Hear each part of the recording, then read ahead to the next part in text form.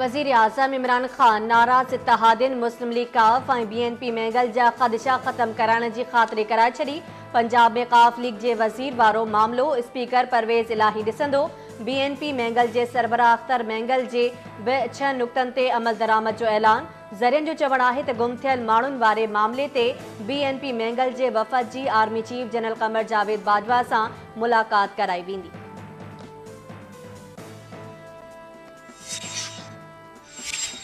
वज़ीर आज़म इमरान खान जी ऐवान आमद ते गोड़ न कयो। क़ौमी असैम्बली जे स्पीकर असद कैसर अपोज़िशन अॻवाननि सां राब्ता शुरू करे छॾिया।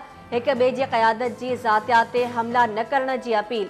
मुस्लिम लीग नून जे अॻवाननि ऐवान जो माहौल ख़राब करण जो ज़िम्मेवार फवाद चौधरी, शेख रशीद, मुराद सईद ऐं शहरयार आफ़रीदी खे क़रार ॾींदे चयो आहे त जेकॾहिं हुकूमत चाहे थी त वज़ीर आज़म जी ज़ात ते तनक़ीद न थिए त सभ खां पहिरियां पंहिंजे वज़ीरनि खे कंट्रोल कयो वञे। हुकूमत जी 6 महीननि जी कारकर्दगी खां पोइ वज़ीर आज़म ज़हनी तवाज़ुन विञाए वेठो आहे। नवाज़ शरीफ़ इमरान खान जियां सिलेक्टेड वज़ीर आज़म न आहे। मुस्लिम लीग नून जी तर्जुमान मरियम औरंगज़ेब चयो आहे त शहबाज शरीफ़ जी हसद में उस्मान बुज़दार खे वॾो वज़ीर बणायो वियो, पर उहो कामयाब न थी सघंदो। अॻूणे सदर आसिफ अली ज़रदारी ऐं संदसि भेण फरियाल टालपुर जाली अकाउंट्स केस जे फ़ैसिले ख़िलाफ़ नज़रसानी दरख़्वास्त दाख़िल कराए छॾी। दरख़्वास्त में मौक़िफ़ अख़्तियार कयो वियो आहे त FIA केस जो मुकमल चालान पेश नाहे कयो। आसिफ अली ज़रदारी ऐं फरियाल टालपुर जे ITRO पेश थिया, पर ॿिन्ही जो मौक़िफ़ रिपोर्ट में शामिल न कयो वियो। सुप्रीम कोर्ट जे हुकुम सां फेयर ट्रायल जो हक़ मुतासिर थींदो।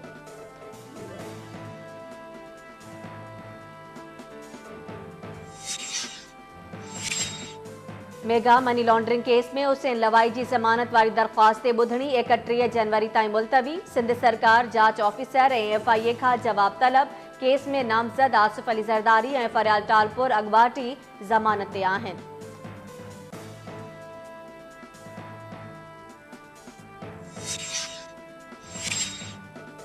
सुप्रीम कोर्ट जे एतराज़ खां पोइ तहरीक इंसाफ़ अॻूणे सदर आसिफ अली ज़रदारी जी नाअहली लाइ इस्लामाबाद हाई कोर्ट में दरख़्वास्त दाख़िल कराए छॾी। उस्मान डार ऐं खुरमशेर ज़मान दरख़्वास्त में मौक़िफ़ अख़्तियार कयो आहे त आसिफ अली ज़रदारी परॾे में मिल्कियत नामज़दगी काग़ज़नि में ज़ाहिर न कई। असासा लिकाइण ते खेसि नाअहल करार ॾिनो वञे। सुप्रीम कोर्ट अहिड़ी दरख़्वास्त खे रद्द कंदे लाॻापियल फोरम सां रुजू करण जो हुकुम ॾिनो हो।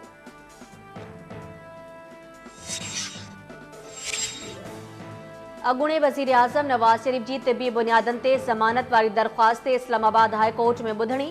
जस्टिस आमिर फारूक ऐं जस्टिस मोहसिन अख्तर क़ियानी ते ॿधल बरुकनी बेंच अल अज़ीज़िया ऐं फ्लैगशिप रेफरेंस में नवाज़ शरीफ़ जी सज़ा मुअतली वारी दरख़्वास्त ते ॿुधणी करे रही आहे।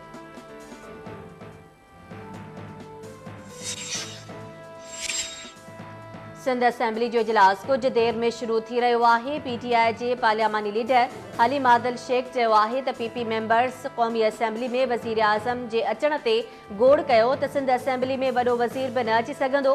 गैंग वॉर जी बाक़ियात MPA रमज़ान गांची ते हमिलो कयो। जवाबदार गिरफ़्तार न थियण बाद IG सिंध वफ़ाक़ जो नुमाइंदो नाहे रहियो। खेसि वापसि घुरायो वञे। IG सिंध ऑफिस ऐं CM हाउस आॾो एहतजाज जो बि खिताब। गैस इंफ्रास्ट्रक्चर डेवलपमेंट सरचार्ज सूबनि खे मुंतक़िल करे ऐं हेल ताईं थियल ओगाड़ियुनि में सिंध खे सो ॾिनो वञे। 6 फरवरी ते रिथियल NFC इजलास बाबति इजलास लाइ सिंध सरकार पंहिंजो केस तयारु करे वरितो। वॾे वज़ीर मुराद अली शाह चयो आहे त आक्ट्राए ऐं ज़िले टैक्स में सिंध जो हिसो घटि में घटि 2% ताईं वधायो वञे ऐं आईन जे आर्टिकल 161 तहत ख़ाम तेल ऐं कुदरती गैस सूबनि खे मुंतक़िल करे रॉयल्टी ओगारण जो अख़्तियार बि ॾिनो वञे। हलंदड़ साल टैक्स रिटर्न्स खे आसान बणायो वेंदो। नाणे वारे वज़ीर असद उमर चयो आहे त कपह मईशत लाइ किरंगे वारी हॾी जी हैसियत रखे थी। ईअं नथो थी सघे त असां कपह 2018 में तयारु कयूं ऐं मुल्ह 1992 खां बि घटि मिले। सिंध ऐं पंजाब जे वापार वारनि वज़ीरनि सां गॾिजी हिकमत अमली जोड़ी वेंदी। FPCCI लाहौर जे दौरे दौरान वापारियुनि वफ़ाक़ी वज़ीर आॾो शिकायतुनि जा दफ़्तर खोले छॾिया। सिंध जी समूरिन सरकारी अस्पतालुनि में डॉक्टर्स जो हेल्थ अलाउंस ऐं पघारुनि में वाध न थियण ख़िलाफ़ एहतजाज। OPDs जो बाइकआउट। मुख़्तलिफ़ इलाइक़नि मां आयल मरीज़ रुली विया। डॉक्टर्स एक्शन कमेटी जो चवणु आहे त मुतालबा मंज़ूर न थिया त एमरजेंसी बि बंदि कई वेंदी।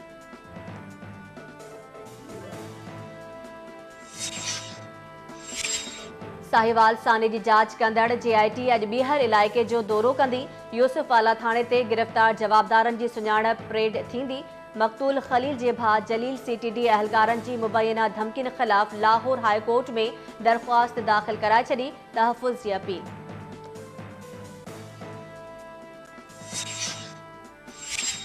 गड़ी खैरो वेझो कारे इल्ज़ाम हेठि जवाबदार पारां घरवारी खे क़तल करे लाश ॻुझे नमूने दफ़न करण जो इंकाशाफ़। पुलिस जो चवणु आहे त जवाबदार अकरम ॾाहाणी पंहिंजी घरवारी खे क़तल करण बाद लाश दफ़नाए फ़रार थी वियो।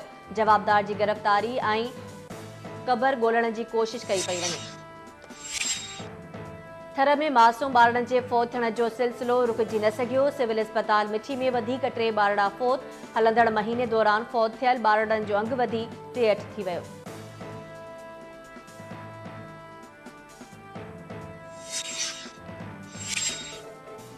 भिरिया लिंक रोड ते 2 मोटरसाइकिल्स विच में टक्कर जे नतीजे में औरत समेत 5 ॼणा ज़ख़्मी। ठुल्ह में गिरड स्टेशन भरिसां ॼञ सां भरियल बस कल्टी थियण जे नतीजे में घोट समेत 15 ॼणा ज़ख़्मी थी पिया।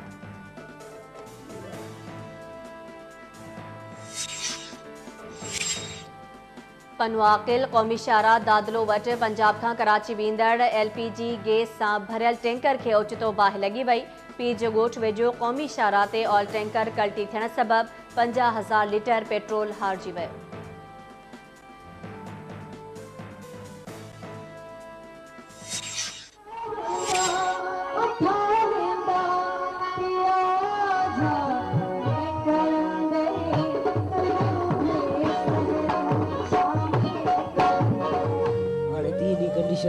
खाए पिए भी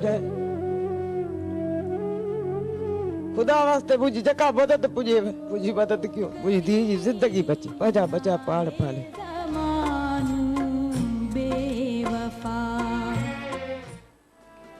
लाड़काने जी जे फनकारनि ऐं सनम मारवी पारां फनकारा सलमा सागर खे इलाज लाइ लाहौर मुंतकिल करण जो फ़ैसिलो। फनकारनि पारां सलमा सागर खे एम्बुलेंस में खणाए प्रेस क्लब आॾो एहतजाज। फनकारा जे घर भातियनि सकाफ़त खाते पारां उमाणियल 1 लख रुपयनि जो चेक बि मोटाए छॾियो।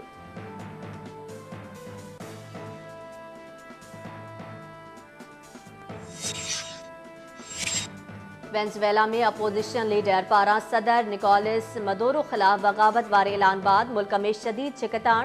अमेरिका, बरतानिया, स्पेन, जर्मनी, फ्रांस ऐं Australia opposition leader John Guido खे सदर तस्लीम करे वरितो। सदर मदुरो फ़ौजी मशक़ुनि में शिरकत करे ताक़त जो मुज़ाहिरो कयो। बरतानवी पार्लियामेंट में ब्रेक्ज़िट डील सुभाणे वोटिंग थी रही आहे। बरतानिया जी सिहत वारे वज़ीर चयो आहे त डील जो बिल रद्द थियो त मुल्क में मार्शल लॉ जो ऑप्शन बि मौजूदु आहे, पर उन ते अमल न कयो वेंदो। वज़ीर आज़म थेरेसा चयो आहे त ॾुखियायूं मौजूदु आहिनि, पर हुकूमत मुंहुं ॾियण लाइ तयारु आहे।